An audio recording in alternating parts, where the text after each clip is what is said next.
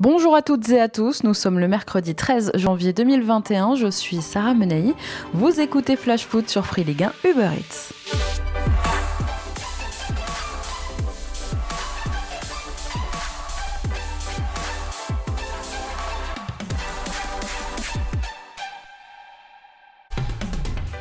C'est une véritable bombe qu'a lâché hier Maxime Saada. Dans une interview accordée au Figaro, le patron de Canal+ a annoncé deux choses. Un, qu'il ne négocierait pas les droits abandonnés par Mediapro, et deux, qu'il renonçait même aux droits qu'il a déjà.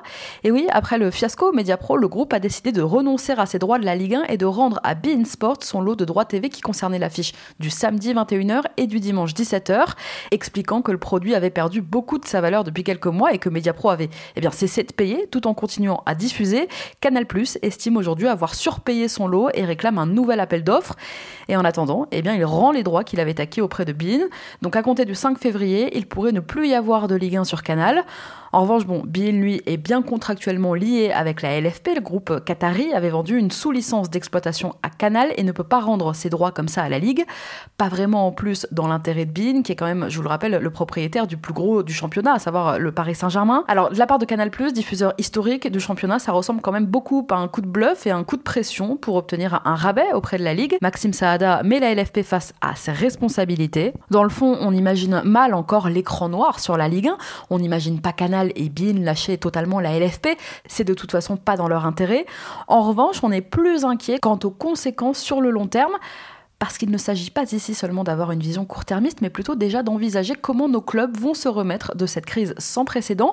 Des clubs qui redoutent la faillite, un championnat qui perd de sa valeur et un pays dont la saga des droits télé aura fait parler partout en Europe. Les clubs risquent de souffrir encore longtemps de cette situation. On pense aussi aux salariés de ces mêmes clubs dont certains risquent d'être remerciés. Ça a déjà commencé aux Girondins de Bordeaux avec la mise en place d'un plan social qui prévoit 26 licenciements. Et puis on en parlait ces dernières semaines, bien sûr que privés de recettes billetterie et de revenus droits télé, les clubs les plus modestes comme Nîmes ou Lorient sont en danger. Mais à l'image des Girondins, même les grosses locomotives du championnat sont en difficulté. En ce sens, selon France Bleu, depuis le 4 janvier, le Paris Saint-Germain aurait par exemple mis 400 employés au chômage partiel. Alors hier, dans le même temps, des déclarations de Maxime Saada, avait lieu une réunion entre la Ligue et l'UNFP, le syndicat des joueurs, syndicat qui, à l'issue de cette réunion, a demandé aux joueurs de Ligue 1 et de Ligue 2 de faire un effort financier. L'UNFP a appelé une négociation entre joueurs et clubs au sujet donc de la baisse des salaires, un effort financier qui apparaît comme nécessaire aujourd'hui en temps de crise. Les négociations vont désormais se dérouler club par club et même au cas par cas, joueur par joueur. Les prochaines semaines s'annoncent tendues. Allez, coup d'œil sur votre match qui vous attend ce soir, 21h. Le Paris Saint-Germain et l'Olympique de Marseille s'affrontent à Lens pour le premier titre de la saison à l'occasion du Trophée des Champions. Cette compétition qui oppose le champion de France à son dauphin. Pour ce match, Mauricio Pochettino devra faire sans Colin Dagba et Juan Bernat, blessés. Dagba positif au Covid, je vous en parlais hier. Tandis que Thilo Kehrer et Rafinha sont toujours à l'isolement. De retour dans le groupe, en revanche, Presnel Kimpembe, Leandro Paredes, Danilo et Neymar sont même attendus dans le 11 de départ, alors que Kylian Mbappé pourrait lui être préservé au coup d'envoi. Côté marseillais, André Villas-Boas ne pourra pas compter sur Jordan Amavi et Morgan Sanson, tous les deux à l'infirmerie. Dimitri Payet pourrait ce soir débuter dans une position de faux neuf. Et petit rappel des faits quand même, le 13 septembre dernier, en championnat, l'OM s'était imposé 1-0, brisant la malédiction. C'était le soir de l'affaire Alvaro Neymar, souvenez-vous. Donc ce soir, ils ont encore une fois une carte à jouer. Une rencontre qui a été rapatriée à Bollaert. Alors il faut dire qu'en temps normal, jamais ce PSG-OM n'aurait dû se jouer déjà un 13 janvier, et en plus à Bollaert. Normalement, déjà depuis 2009, le Trophée des Champions se joue à l'étranger pour promouvoir justement la Ligue 1, pour mettre en lumière notre championnat. Mais bon, dans un monde bouleversé par le Covid cette année, impossible de faire déplacer l'équipe en Chine ou en Autriche, comme c'était le cas il y a quelques années. Le rebond de l'épidémie dans le monde a conduit la LFP à trouver une solution de repli en France. Dans un premier temps, elle avait envisagé un tirage au sort pour choisir entre le Parc des Princes ou le Vélodrome, mais les deux clubs souhaitent jouer ce soir sur terrain neutre et la Ligue a fini par lancer donc un appel à candidature auprès des stades de Ligue 1 et de Ligue 2. La LFP a reçu 10 candidatures et a retenu donc celle du RC Lens après l'examen de nombreux critères, dont notamment la qualité de la pelouse, les conditions d'accueil et le coût, bien sûr, de la mise à disposition du stade. Et quant à la date du 13 janvier, elle a été fixée dans un calendrier surchargé, avec l'organisation du Final Four, inédit de la Ligue des Champions en août dernier à Lisbonne. Impossible de démarrer comme d'habitude la saison avec ce trophée.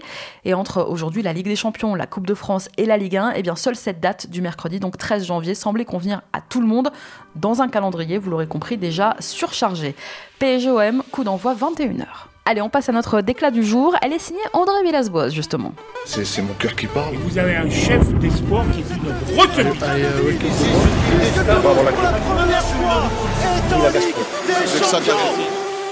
C'est pas la première fois qu'il en parle. Lundi, en conférence de presse, l'entraîneur de l'Olympique de Marseille, André Villas-Boas, a estimé que le Paris Saint-Germain avait changé la face du football français pour justifier le palmarès vierge du club marseillais depuis 2012. Écoutez-le.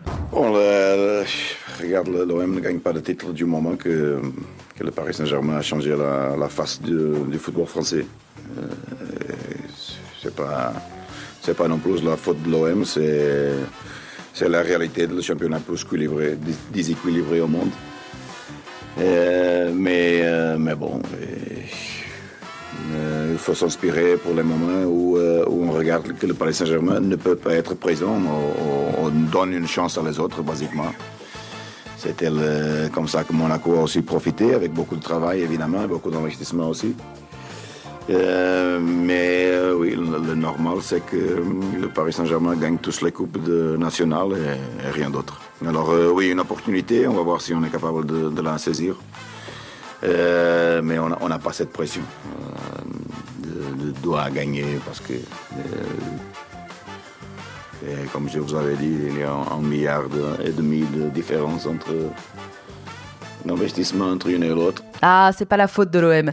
Et oui, AVB voit une corrélation entre la disette du palmarès marseillais et les moyens économiques colossaux du PSG. Sauf que voilà, depuis mai 2011 et le rachat de Paris par les Qataris, Montpellier et Monaco ont été champions de France.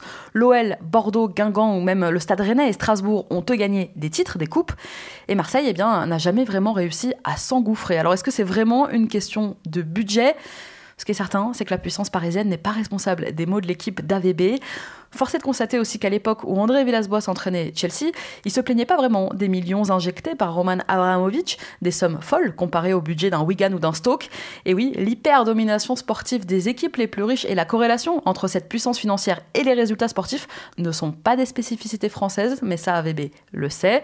Mais alors la Ligue 1 est-elle vraiment le championnat le plus déséquilibré du monde, comme l'affirme le coach de l'OM ? Tiens, restons en première ligue, petit fact-checking. Au fil des saisons, les écarts de points entre les premières places et le ventre mou du classement suggèrent qu'en PL, les équipes de tête décrochent beaucoup plus nettement des autres formations, alors que le ventre mou de la Ligue 1 reste souvent à la lutte pour les places européennes.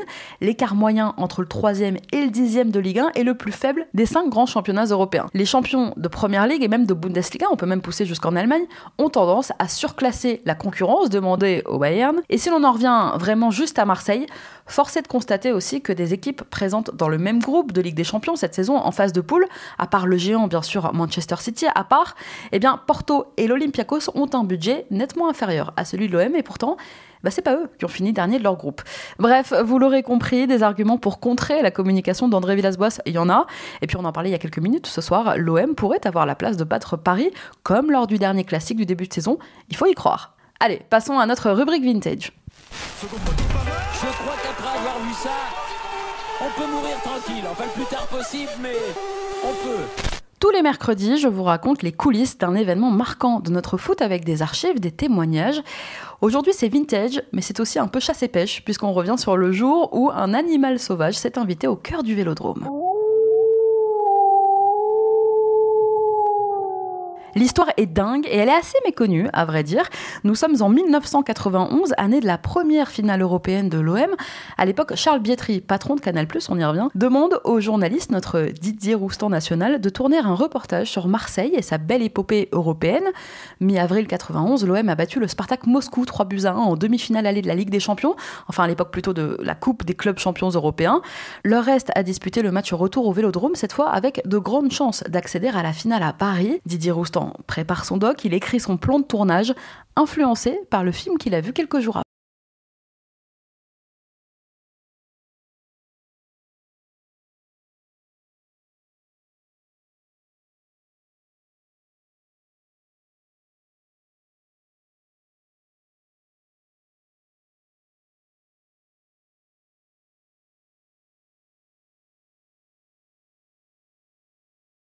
Bernard Tapie, ça risque de pas le faire. Alors il passe par l'agent qui bosse pour l'OM à l'époque, Jean-Pierre Vernès, et bingo, c'est d'accord pour le loup.